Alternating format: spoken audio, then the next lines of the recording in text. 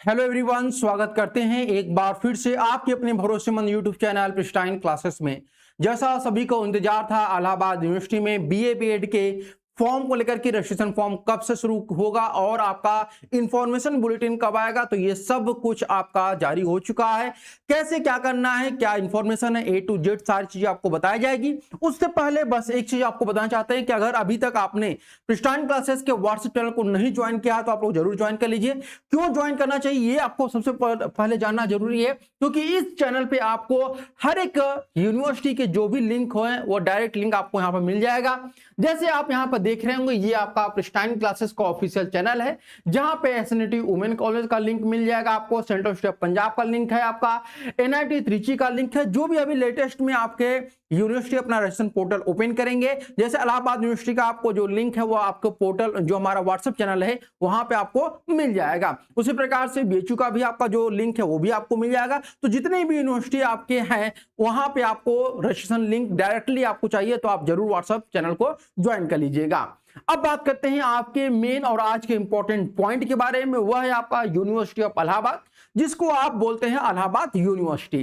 ठीक है, अब इलाहाबाद यूनिवर्सिटी में अभी जो है पहली बार 2026-27 से जो है आपका आईटीपी बीए बीएड कोर्स जो है वो शुरू होने जा रहा है। तो जब कोई चीज पहली बार शुरू होता है तो कोई ना कोई चीज जो है वो गड़बड़ होती है, फिर थोड़ा सा इंफॉर्मेशन इधर का उधर होता ही रहता है। तो अभी जब इलाहाबाद यूनिवर्सिटी ने अपना इंफॉर्मेशन बुलेटिन निकाला तो उन्होंने सीयूटी यूजी और एनसीटी दोनों का ही कंबाइंड इंफॉर्मेशन बुलेटिन निकाला हुआ है। तो आपको उस इंफॉर्मेशन बुलेटिन को पढ़ने की आवश्यकता नहीं है। आज के इस वीडियो में मैं जो भी चीजें बताऊंगा वह उन्हीं में से निकाले हुए सारे इंफॉर्मेशन है जो आपके आईटीपी के लिए जरूरी है।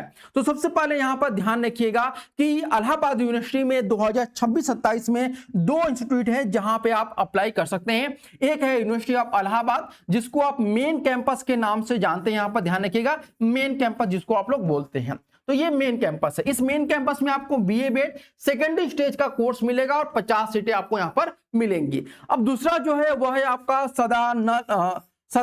सदन लाल सनवाल दास खन्ना गर्ल्स डिग्री कॉलेज, जिसको आप एसएस खन्ना के नाम से जानते हैं। ठीक है, एसएस खन्ना डिग्री कॉलेज के नाम से जानते हैं। अब यहां पर ध्यान रखिएगा कि जो यूनिवर्सिटी ऑफ इलाहाबाद है यानी कि मेन कैंपस है, यहां पर मेल और फीमेल दोनों ही पढ़ सकते हैं। ठीक है, दोनों के लिए सीटें हैं, यानी कि जो ये 50 सीटें हैं इसमें आप ये समझिए कि आपकी मेल भी है और फीमेल भी है। ठीक है, लेकिन एसएस खन्ना जो है यहां पर केवल फीमेल स्टूडेंट ही अप्लाई कर सकते हैं। यह बात ध्यान रखिएगा, यानी ये जो 50 सीटें वो पूरी तरीके से फीमेल स्टूडेंट के लिए रिजर्व रखा गया है। और दोनों ही जो बीए बीएड कोर्स कराया जा रहा है वो सेकेंडरी कोर्स कराए जा रहे हैं। एक और इंपॉर्टेंट बात ध्यान रखिएगा कि कुछ बच्चे यहां पे बोल रहे हैं कि सर कुछ यूट्यूब चैनल पर यह बताया जा रहा है कि जो सीएमपी कॉलेज है, तीसरा जो यहां पे बोला जा रहा है, अभी तो दो ही कॉलेज हैं। ठीक है, तीसरा जो कॉलेज बोला जा रहा है वो सीएमपी कॉलेज है। ठीक है, सीएमपी।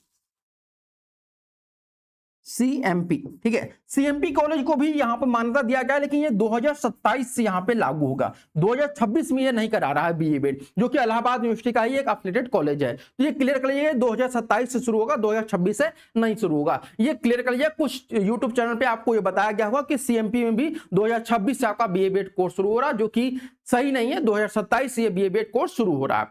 क्लियर बात है यहां पर। अब आगे बढ़ते हैं यहां पर।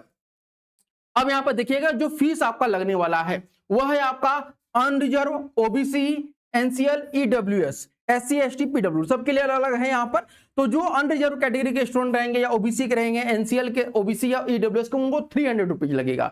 एससी एसटी पीडब्ल्यूडी के लिए जो है 150 रुपीज लगेगा। एक बात यहां पे क्लियरली आपको मेंशन करना चाहते हैं कि अगर आप अदर स्टेट के हैं, यानी आप यूपी के बाहर के हैं, आउटसाइड ऑफ यूपी, ठीक है, आउटसाइड ऑफ यूपी, अगर आप यूपी के बाहर के हैं तो आप जो है केवल अनरिजर्व कैटेगरी में आएंगे। ये बात ध्यान रखिएगा।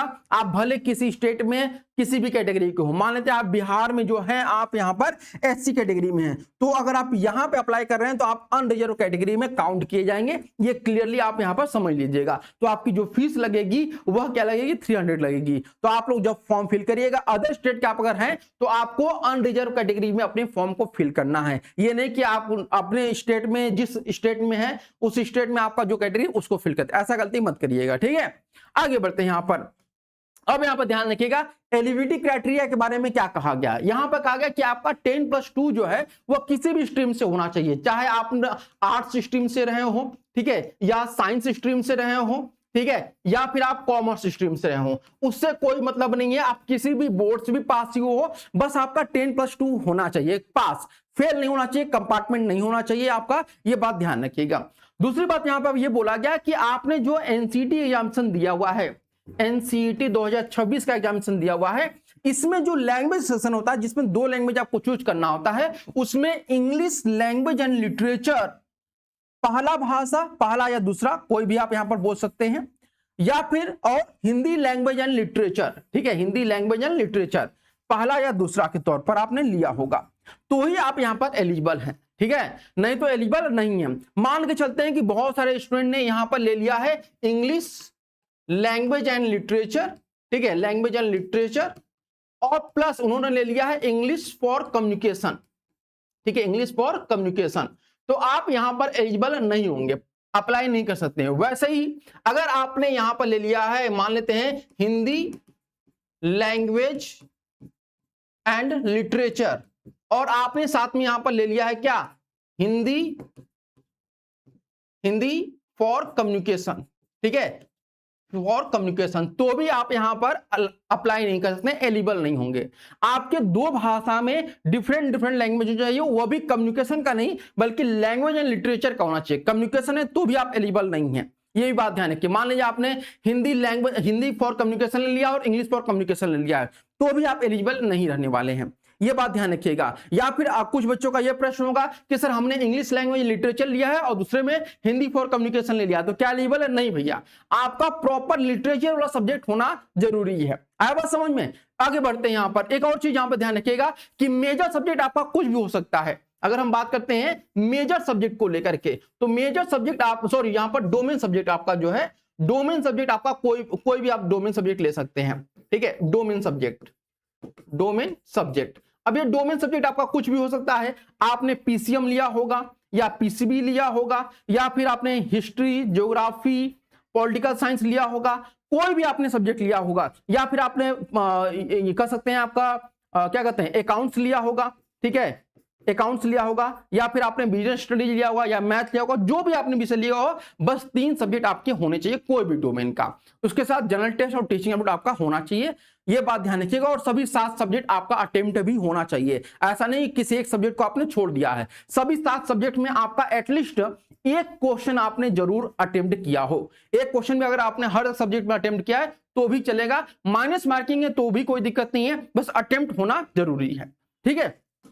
अब आगे बढ़ते हैं। यहां पर फीस स्ट्रक्चर के बारे में बात करते हैं, तो यहां पर पहले साल की जो फीस है वह केवल 3200 रुपए है, केवल 3200 रुपए है। मेन कैंपस और एसएस खन्ना दोनों के लिए यहां पर है, ये बात ध्यान रखिएगा, ठीक है। अब यहां पर एक बात ध्यान रखिए, सेकेंड ईयर में जो आपकी फीस रहेगी वह 2700 है, थर्ड ईयर में 3200 और फोर्थ ईयर में आपका 4200 है। अब यहां पर एक चीज क्लियर करना चाहते हैं कि अगर आप मेन कैंपस में एडमिशन ले रहे हैं, मेन कैंपस और एसएस खन्ना, ठीक है, मेन कैंपस और एसएस खन्ना दोनों में एडमिशन जो है आपका वह समर्थ पोर्टल के द्वारा होगा। किसके द्वारा?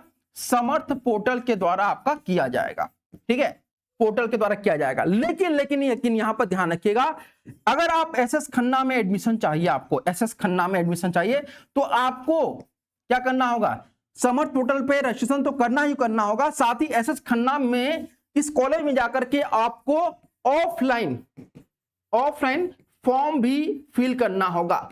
ऑफलाइन फॉर्म भी जो है आपको फिल करना होगा, जिसका फीस लगभग 100 रुपीज आपका रहने वाला है अप्रोक्सीमेटली, ठीक है। और ये फॉर्म कब आपको मिलेगा? जब समर्थ पोर्टल आपका ऑन हो जाएगा, यानी कि जब आपका इलाहाबाद यूनिवर्सिटी का जो रजिस्ट्रेशन लिंक जो है एक्टिवेट हो जाएगा, उसके 1 या 2 दिन के बाद एसएस खन्ना में जो है आपका ऑफलाइन फॉर्म फिल होना शुरू हो जाएगा। एसएस खन्ना में उन्हीं गर्ल्स का एडमिशन होगा जिन्होंने ऑफलाइन एप्लीकेशन फॉर्म फिल किया होगा। अगर आपने एप्लीकेशन फॉर्म फिल करके वहां पे जमा नहीं किया है तो आपका एडमिशन नहीं होगा, ये बात ध्यान रखिएगा। क्लियर बात है, ये बहुत ही इंपॉर्टेंट बात है जो आपको जाननी जरूरी है। अगर ये मिस कर दिए, अगर एसएस खन्ना में एडमिशन चाहिए, अगर ये मिस कर दिए तो फिर आपका एडमिशन नहीं होगा, भले आपका कितना भी नंबर क्यों ना रहे। ठीक है, लास्ट तक देखिएगा, हर एक इंफॉर्मेशन आपको मैं बताने वाला हूं।